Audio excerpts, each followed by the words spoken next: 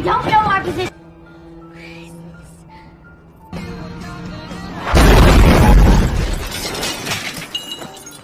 तो हेलो दोस्तों, और आज मैं आप सभी के लिए रॉन्ग टर्न मूवी की कंप्लीट सीरीज को लेकर आया हूँ, क्योंकि ये मेरी पर्सनल फेवरेट मूवीज में से एक है। तो दोस्तों, मैं जानता हूँ कि आप में से बहुत से लोग इस मूवी की सीरीज को पूरा देख चुके होंगे, लेकिन ये एक स्लैशर मूवी है और हो सकता है कि हम में से कुछ लोगों ने अभी भी इस मूवी को नहीं देखा हो। और अगर आप पहले भी इस मूवी को देख चुके होंगे तो एक बार फिर से इस वीडियो को देख लीजिएगा, आपको बहुत ही ज़्यादा मज़ा आने वाला है। दोस्तों, रॉन्ग टर्न सीरीज का पहला पार्ट रियल इंसिडेंट पर बेस्ड था, और जब ये मूवी रिलीज हुई थी तो उस टाइम लोगों ने वो नई प्लेसेस को एक्सप्लोर करने के साथ साथ जंगलों में जाना भी छोड़ दिया था, जिससे कि हम लोग ये समझ सकते हैं कि ये मूवी कितनी ज़्यादा हॉरिफाइंग थी और इसमें दिखाए गए इंसिडेंट्स ने किस तरह से लोगों को अफेक्ट किया था। तो आइए मूवी को शुरू करते हैं। मूवी की स्टार्टिंग में हम लोग रिच और हेली नाम के दो लोगों को देख पाते हैं, जो कि माउंटेन क्लाइंबिंग कर रहे थे। रिच टॉप पर पहुंचकर काफ़ी ज़्यादा एक्साइटेड था, जिसके बाद में वो हेली से भी जल्दी जल्दी ऊपर आने के लिए बोल देता है, लेकिन हेली की रोप माउंटेन रॉक्स में फंस जाती है, जिस वजह से वो रिच से हेल्प मांगती है। लेकिन उसका काफ़ी देर तक आवाज़ लगाने के बाद भी जब रिच का रिप्लाई नहीं आता है तो वो थोड़ा डर जाती है, और अचानक से उसके सामने रिच की डेड बॉडी आ जाती है, जिसका ब्लड उसके फेस पर आकर गिरता है, और तभी उसकी बॉडी को कोई नीचे फेंक देता है और हेली की रोप से कोई अनजान आदमी उसे ऊपर की ओर खींचने लगता है। लेकिन हेली अपनी जान बचाने के लिए रोप को काट देती है, जिस वजह से वो नीचे गिर जाती है, जहाँ पर वो अपने सामने रिच को बहुत बुरी तरीके से मरा हुआ देखती है। फिर वो वहाँ से अपनी जान बचाने के लिए भागती है, लेकिन उसका पैर एक ट्रैप में फंस जाता है और इसी वजह से वो नीचे गिर जाती है। और तभी हम देखते हैं कि हेली को भी वो किलर खींचकर मार डालता है। अब कहानी फ्लैशबैक में जाती है, जहाँ पर हमें कुछ न्यूज़पेपर की कटिंग्स दिखाई जाती है, जिसमें हम काफ़ी सारे मिसिंग लोगों को देख पाते हैं, जो कि वेस्ट वर्जीनिया के जंगलों में गायब हो गए थे और उनका पता आज भी नहीं चल पाया था। और इन्हीं न्यूज़ आर्टिकल्स में हम लोग कुछ डिफॉर्म्ड लोगों की पिक्चर्स को देख पाते हैं, जिन्हें जेनेटिक डिसऑर्डर होने की वजह से उनके जीन्स चेंज हो गए थे, जिस वजह से उनका फेस काफ़ी खौफनाक हो गया था। वो जेनेटिक डिसऑर्डर होने के कारण उनके फेस के साथ साथ उनकी मेंटेलिटी भी आदमखोर वाली ही हो गई थी और वो कैनिबल बन गए थे।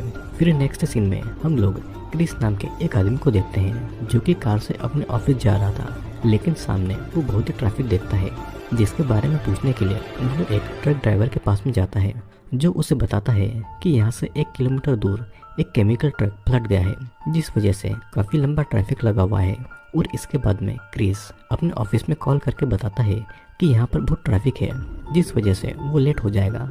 लेकिन यहाँ पर उसके फ़ोन की बैटरी ख़त्म हो जाती है और कॉल करने के सिलसिले में वो एक गैस स्टेशन पर पहुँचता है, जहाँ पर वो बहुत सी लावारिस गाड़ियों को देखता है। फिर हम लोग क्रिस को उस गैस स्टेशन के मालिक से बात करता हुआ देखते हैं, जो कि उसके फ़ोन को यूज़ करने की परमिशन मांगता है, लेकिन उस गैस स्टेशन का फ़ोन भी डेड था। जिसके बाद क्रिस वहाँ पर लगे हुए मैप में एक शॉर्टकट रास्ता देखता है, जो कि कुछ दूर जाने के बाद में सीधा हाईवे से मिल जाता है, और उसे देखने के बाद में वो उस रूट के लिए निकल जाता है।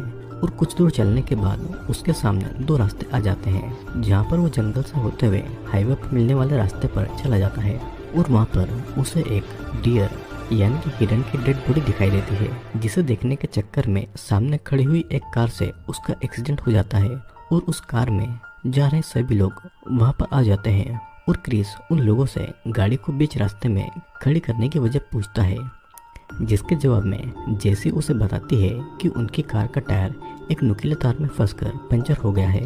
और इसके बाद ये सब लोग हेल्प मांगने के लिए उसी गैस स्टेशन पर वापस जाने का सोचते हैं, और फ्रेंसिन और इवान भी वहीं पर रुककर उनके सामान को देखते हैं। अभी इन्हें अपने रास्ते में एक मरी हुई स्क्विरल और कुछ लावारिस गाड़ियों के टायर जलते हुए दिखाई देते हैं, जिसे देखकर ये सभी लोग थोड़ा डर जाते हैं। और दूसरी तरफ हम लोग इवान और फ्रेंसिन को देखते हैं, जो कि जंगल में ही इंटीमेट होते हैं। इसके बाद में वे लोग कार में अपने सामान को देखने लगते हैं। तभी इवान को पास ही की झाड़ियों से कुछ आहट महसूस होती है, जिसे चेक करने के लिए वो वहाँ जाता है, लेकिन काफ़ी देर तक उसके नहीं लौटने की वजह से फ्रेंसिन भी उसके पीछे इवान को ढूंढने जाती है, जहाँ पर उसका शू दिखाई देता है। और थोड़ा सा आगे जाने पर उसे एक कटा हुआ कान दिखाई देता है, और वो देखकर फ्रेंसिन बहुत ही ज़्यादा डर गई थी। वो कुछ समझ पाती उससे पहले ही एक म्यूटेंट पीछे से आकर फ्रेंसिन को बेरहमी से मार डालता है। फिर नेक्स्ट सीन में हम लोग उन सभी फ्रेंड्स को देख पाते हैं जो कि चलते चलते एक अबैंडन हाउस तक पहुंच जाते हैं, जहां पर उन्हें और भी काफी ज्यादा लॉस्ट कार्स दिखाई देती है, जिन्हें देखकर वे लोग उस घर को एक्सप्लोर करने जाते हैं। लेकिन उस घर में उन्हें काफी सारी वियर्ड चीजें दिखाई देती है। वहाँ पर उन लोगों को बहुत सारे चश्मे और कार की चाबी भी मिलती है। क्रिस को फ्रिज में लोगों के कटे हुए बॉडी के पार्ट्स डब्बों में रखे हुए दिखते हैं और कार्ली को एक बाथटब में किसी का हाथ दिखाई देता है। और ये सारी चीजें देखने के बाद में वे लोग वहाँ से जल्दी निकलने का डिसाइड करते हैं। लेकिन तभी वो म्यूटेंट्स उन लोगों की कार के साथ वहाँ पर आ जाते हैं, जिनसे बचने के लिए वे लोग उसी घर में ही छिप जाते हैं। और हम उन सभी म्यूटेंट्स को अंदर आते हुए देखते हैं, जिनका फेस काफी ज्यादा खौफनाक था। फिर वो लोग फ्रेंसिन की बॉडी अंदर लाते हैं और अपने बचरिंग टेबल पर उसे लिटाकर उसके टुकड़े टुकड़े करके उसे खा लेते हैं। फ्रेंसिन की बॉडी को खाने के बाद ये सभी म्यूटेंट्स सो जाते हैं और मौका पाकर वो लोग उस घर से निकलने के लिए बाहर आते हैं। लेकिन जैसे ही वो गेट से बाहर जाने वाले होते हैं, क्रिस गेट पर लगे हुए ट्रैप को देख लेता है और उसे पकड़कर रोक लेता है और अपने सभी फ्रेंड्स को वहाँ से जाने के लिए बोलता है। ये सभी लोग वहाँ से जा ही रहे होते हैं कि तभी एक म्यूटेंट की नींद खुल जाती है, जिसे देखकर वो सभी वहाँ से अपनी जान बचाने के लिए भागते हैं। लेकिन वो सारे म्यूटेंट्स अभी भी इन लोगों को मारने के लिए इनके पीछे पड़ गए थे। फिर भागते भागते ये सभी एक जगह पर आ जाते हैं, जहाँ पर बहुत सारी लावारिस गाड़ियाँ खड़ी हुई थी, जिसके पीछे ये सब छुप जाते हैं। लेकिन तभी वो म्यूटेंट्स भी अपने ट्रक के साथ में वहाँ पर आ गए थे और उन्हें मारने के लिए वो ढूंढने लगते हैं। क्रिस यहाँ पर एक प्लान बनाता है कि वो उन सभी म्यूटेंट्स का ध्यान अपनी ओर आकर्षित करेगा और वे लोग उनके ट्रक को लेकर वहाँ से भाग जाएंगे। और क्रिस उन सबको आवाज लगाकर अपने पीछे भागने का ट्राई करता है, लेकिन एक म्यूटेंट अपनी गन से क्रिस के पैर पर शूट कर देता है, जिसकी वजह से वो वहीं पर जख्मी हालत में गिर जाता है। तभी उनका एक दूसरा फ्रेंड उन सभी म्यूटेंट्स को अपने पीछे ले जाने का ट्राई करता है और वो उसके गन के शॉट से भी बच जाता है। और मौका पाते ही जेसी और कार्ली उन म्यूटेंट्स का ट्रक लेकर क्रिस के साथ में वहाँ से चली जाती है। अब थोड़ा आगे पहुँचने के बाद उन्हें उनका फ्रेंड दिखाई देता है, जिससे कि वे लोग जल्दी से ट्रक में आने का बोलते हैं। लेकिन पीछे से उसे एक म्यूटेंट किलर अपने बो से शूट करके उसे मार डालता है, जिसकी डेथ से उन सभी दोस्तों को काफ़ी बुरा लगता है। लेकिन वे लोग अपनी जान बचाने के लिए वहाँ से भाग जाते हैं। अब थोड़ा आगे जाने पर उनके सामने एक पेड़ की ब्रांच आ जाती है, जिस वजह से वो अपना ट्रक रोकते हैं और ट्रक रोकते ही उसका पहिया जमीन में धंस जाता है, जिस वजह से वो आगे नहीं बढ़ पाते और पैदल ही अपने सफ़र को जारी रखते हैं। अब उन्हें चलते चलते सुबह से शाम हो जाती है, जिस वजह से वो थक भी जाते हैं और रुककर थोड़ा रेस्ट करने की सोचते हैं, जहाँ पर कार्ली उन्हें एक वॉच टावर दिखाती है, जिसे देखकर वो काफ़ी ज़्यादा खुश होते हैं और उस वॉच टावर के ऊपर चढ़ जाते हैं। ऊपर जाने के बाद में वे लोग उस पूरे जंगल को देखते हैं, जो कि काफ़ी ज़्यादा विशाल और बहुत ही घना था।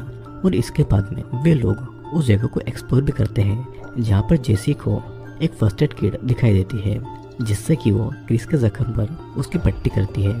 तभी कार्ली को वहाँ पर एक रेडियो मिल जाता है, जिसकी मदद से वे लोग अपने पास के पुलिस स्टेशन पर कांटेक्ट करने की कोशिश भी करते हैं, लेकिन उन्हें सामने से कोई भी रिप्लाई नहीं मिलता है।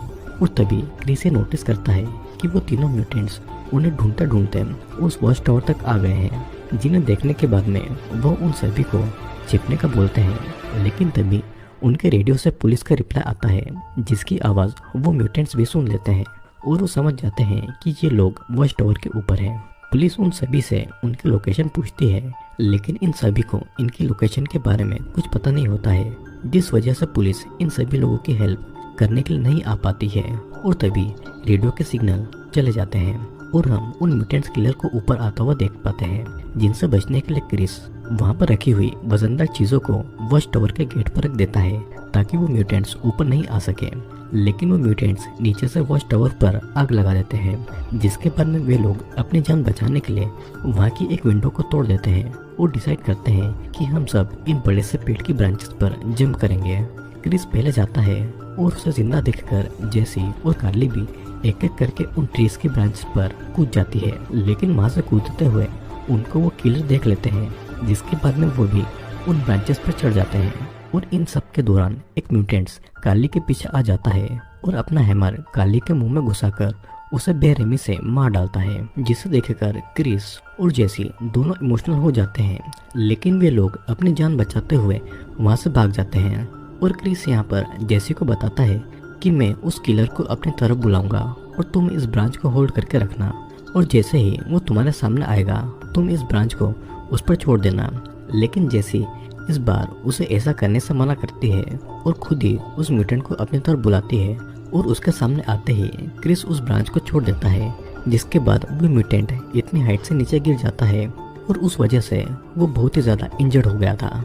जिसके बाद में वो म्यूटेंट्स काफ़ी गुस्सा हो जाते हैं और दोबारा से उनके पीछे पड़ जाते हैं। फिर हम देखते हैं कि क्रिस और जेसी वहाँ से निकलकर एक वाटरफॉल के पीछे छुप जाते हैं और वो रात वहीं पर बिताते हैं।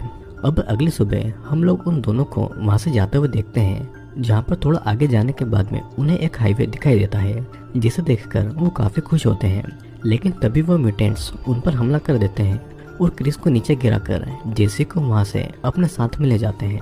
तभी क्रिस को वहाँ पर एक पुलिस की कार दिखाई देती है और वो उससे मदद मांगने के लिए वहाँ पर जाता है।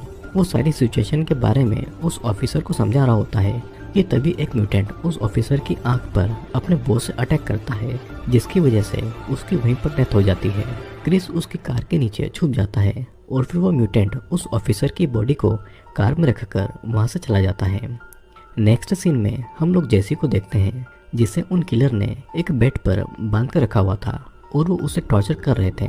तभी वहाँ पर वो दूसरा किलर उस पुलिस ऑफिसर की बॉडी को अंदर लेकर आता है, जिससे वे लोग काट कर खाने लगते हैं। और ये सब देखकर जेसी काफ़ी ज़्यादा डर जाती है और बाहर हम क्रिस को देखते हैं, जो कि जेसी की आवाज़ सुनकर उसे बचाने के लिए उस घर में आग लगा देता है और कार से उस घर का दरवाज़ा तोड़ते हुए उन म्यूटेंट्स पर अटैक कर देता है। वो एक किलर के सीने में एक नुकीले वेपन को घुसा देता है, जिसके बाद में वो जेसी को खोलने के लिए जाता है। लेकिन तभी पीछे से एक दूसरा किलर उस पर हमला करता है और वो उसे बस मारने ही वाला था कि तभी जेसी एक बो को उस किलर के सर में घुसा देती है, जिसकी वजह से वो किलर वहीं पर मारा जाता है। लेकिन अभी भी एक और किलर जिंदा था, जो इन दोनों पर अटैक कर देता है। लेकिन इस बार भी जैसे तैसे वो दोनों उससे बेहोश कर देते हैं। फिर क्रिस उनकी गन लेकर बाहर आता है और कार के फ्यूल टैंक पर शूट कर देता है, जिसके बाद में वहाँ पर एक बहुत ही बड़ा ब्लास्ट होता है और सीन यहीं पर कट होता है। अब मूवी के एंड में हम लोग क्रिस और जेसी को देख पाते हैं, जो कि उन म्यूटेंट्स के ट्रक को लेकर वहाँ से चले जाते हैं और वे उसी गैस स्टेशन पर पहुँचते हैं। उन्हें वहाँ पर आता देखकर गैस स्टेशन के ओनर को लगता है कि इस ट्रक में वो किलर हैं और वो उसे मारने आ रहे हैं, जिनसे बचने के लिए वो गैस स्टेशन का ओनर अंदर चला जाता है और वहाँ पर छुपकर देखने लगता है। लेकिन तभी वो देखता है कि ट्रक के अंदर क्रिस और जेसी है। फिर क्रिस उस मैप को फाड़ देता है, जिसे देखकर उन्होंने वो रॉन्ग टर्न लिया था। अब हमें कुछ टाइम के बाद का सीन दिखाया जाता है, जहाँ पर पुलिस उसी घर को इन्वेस्टिगेट करने के लिए आई हुई थी। लेकिन तभी एक ऑफिसर के पीछे उन्हीं म्यूटेंट्स में से एक म्यूटेंट आ जाता है, जो कि उस पुलिस ऑफिसर को बहुत ही बुरी तरीके से मार डालता है। जिसके बाद में ये मूवी उसी म्यूटेंट की खौफनाक हंसी के साथ में एंड हो जाती है। दोस्तों, आज की हमारी इस मूवी में हमने देखा कि इंसान की एक छोटी सी गलती उसे कितनी महंगी पड़ सकती है, और ट्रैफिक में कुछ टाइम फंसे रहने की जगह शॉर्टकट के थ्रू रॉन्ग टर्न लेना क्रिस को कितना महंगा पड़ गया था। दोस्तों, ये रॉन्ग टर्न मूवी का पहला पार्ट था, जिसमें अभी भी बहुत सारे पत्ते खुलना बाकी है। ये म्यूटेंट्स कौन थे और ये जंगल में क्यों रह रहे थे, ये आपको आने वाली कहानी में पता चलेगा। तो मैं आपसे रिक्वेस्ट करूंगा कि हमारे साथ में इस सीरीज में बने रहिएगा, क्योंकि आपको इस सीरीज में बहुत ही ज़्यादा मज़ा आने वाला है। और अगर आप पहली बार हमारे चैनल पर आए हैं तो चैनल को सब्सक्राइब जरूर कर लेना, क्योंकि मैं जल्दी ही आपके लिए और भी इंटरेस्टिंग वीडियो लेकर आने वाला हूँ। तो अब हम मिलेंगे अगले वीडियो में।